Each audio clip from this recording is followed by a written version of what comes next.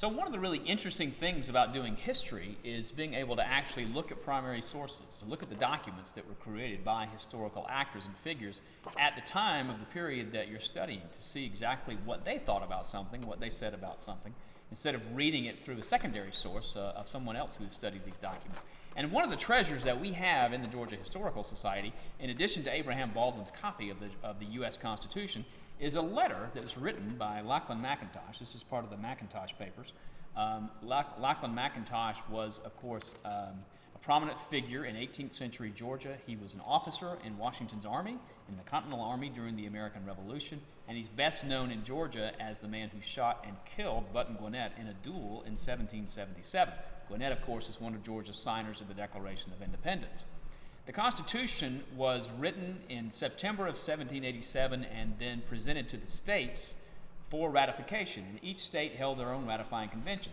Lachlan McIntosh, on December 17, 1787, wrote a letter to John Wheeroat, who was going to serve in Georgia's ratifying convention, and he's talking about the Constitution, some of the things that he hopes the delegates will consider when they meet to talk about ratifying.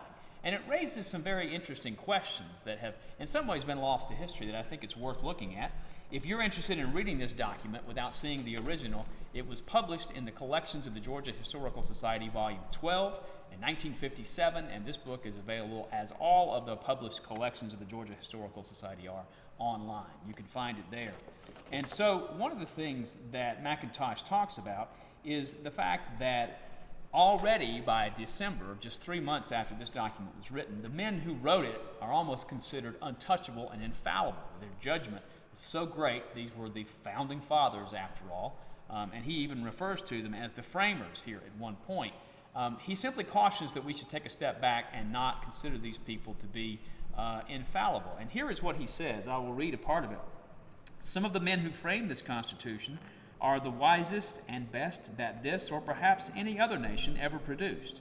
Yet with all their good intentions and abilities, if we thought them infallible, there would be no occasion to appeal to the states and people at large, who in republican governments ought at all times to think themselves the ultimate and best judges of their own grievances and or conveniences. He also goes on to say the popularity of the framers is so great that the public voice seems to be for adopting the Constitution in the lump on its first appearance as a perfect system without inquiry or limitation of time or matter.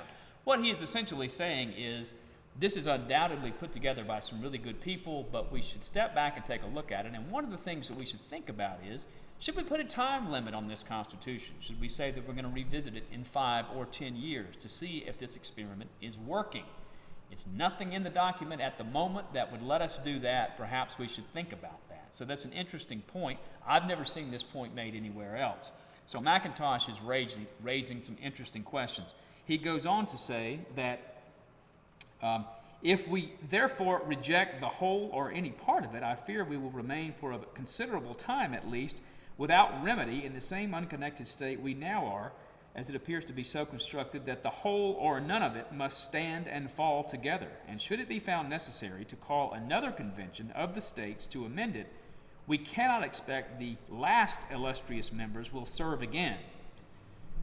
So, he doesn't know for sure that this should be adopted, but he's afraid if another convention is called, that won't be quite so illustrious. That product may not be any better than this, but it seems that we either have to accept all of this or reject all of it. There's no middle ground. So these are things he's hoping the convention will think about.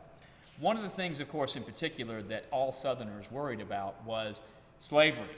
And of course, in the Constitution, the slave trade was to end, not slavery, but the slave trade was to end, the international slave trade, not domestic slave trade, but the international slave trade was to end 20 years after the adoption of the Constitution. As it turned out, that was in 1808, 20 years later. And McIntosh raises some objections to this.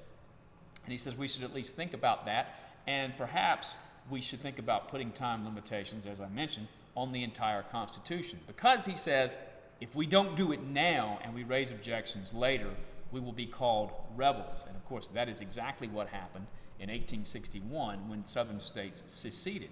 Here is what he says. It is known to have been long the intention of the eastern and northern states to abolish slavery altogether when in their power.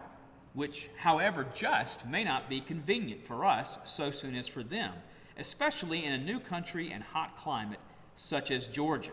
This is interesting because here in 1787 we have a white Southern planter who says that the abolition of slavery may be moral and it may be just, but it is not convenient.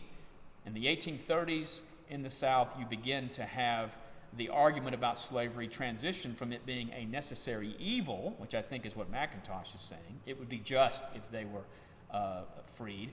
By the 1830s through the 1860s, Southerners are saying that slavery is not a necessary evil. It is a positive good, both for whites and blacks. It's the best possible condition for them to be in. So again, here is a unique thing in this document as well.